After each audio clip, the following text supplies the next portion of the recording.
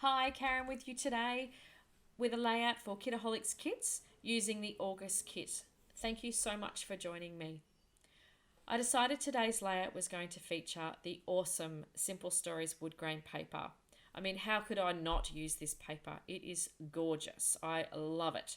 So, I wanted that to be the main showcase of the layout, other than the photo, of course. So I'm opting for a vertical layout that will be contained within that column there of the yellow patterned paper as well from that studio paper. I have fussy cut out the florals from the Vicky Booten pattern paper, leaving out the pink. So I really wanted my flowers to focus on the orange and the yellow tones to match in with the shirts that my nephews are wearing in that photo. Now, to bring in the jeans from that photo as well, I wanted to put a little bit of blue into the layout, but I didn't want to do that in form of the flowers or embellishments.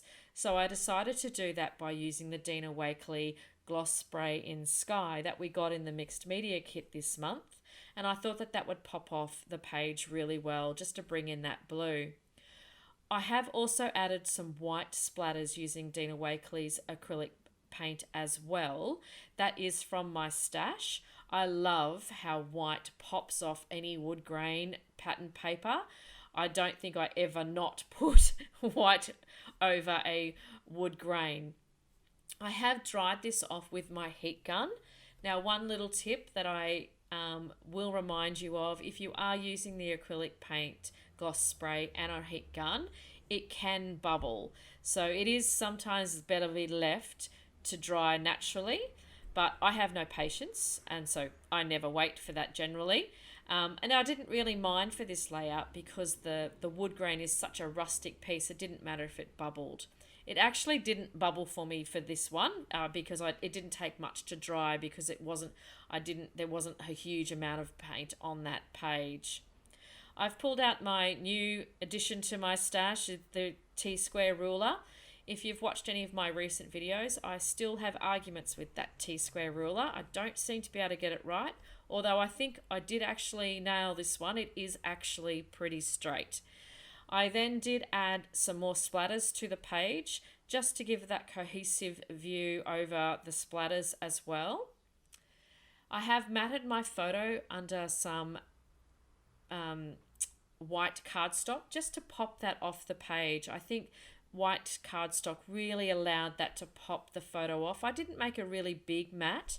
I often use tissue paper as my backings, but I really thought the white cardstock worked better in this case against that white components of the wood grain.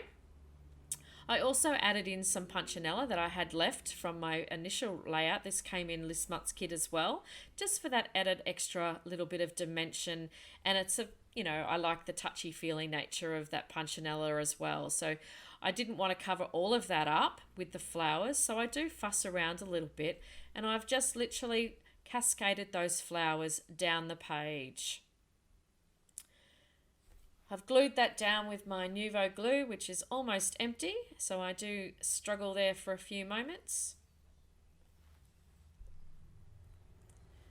So a little bit about that photo while I'm fussing around there with my flowers. This photo was taken, oh my goodness, I can't believe it, it was 9 years ago, it's crazy.